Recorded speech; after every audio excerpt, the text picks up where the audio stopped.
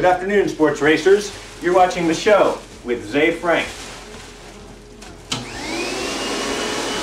What's your power move? Oh! Knowledge says this ain't your grandma's internet, and we all respond yes, yes.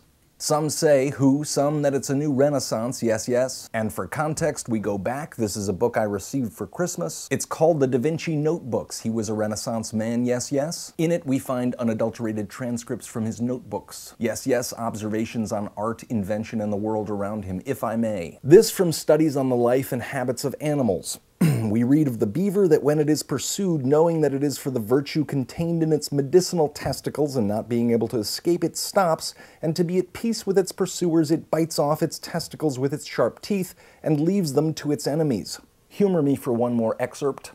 The unicorn, through its intemperance and not knowing how to control itself for the love it bears to fair maidens, forgets its ferocity and wildness, and laying aside all fear, it will go up to a seated damsel and go to sleep in her lap. And thus the hunters take it.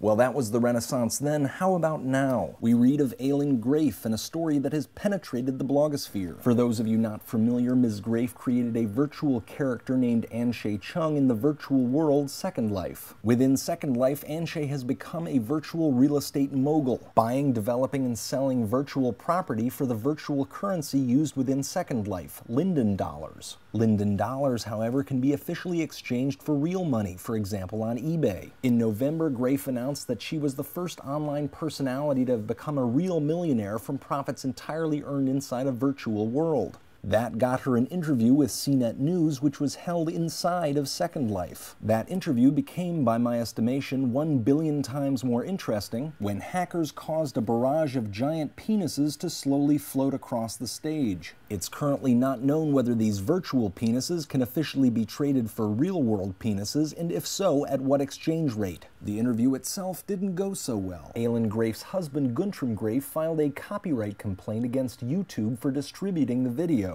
The copyright claim was dropped after it was discovered that Guntram's penis did not resemble any of those pictured. Guntram, however, still considers the virtual incident offensive and a sexual attack on his real wife. In the midst of all this, Valleywag posted an article yesterday questioning how exactly Anshay Chung made her million. The article claims that Anshay worked as a virtual female escort, an activity which apparently involves talking or typing dirty while the participants watch sexy 3D animations. Where exactly did the million come from? Erecting virtual condos or...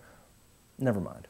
But the Renaissance is today as it was. Dismembered genitalia and imaginary creatures lying in the laps of fair damsels. Yes, yes, this is Zefrank, thinking so you don't have to.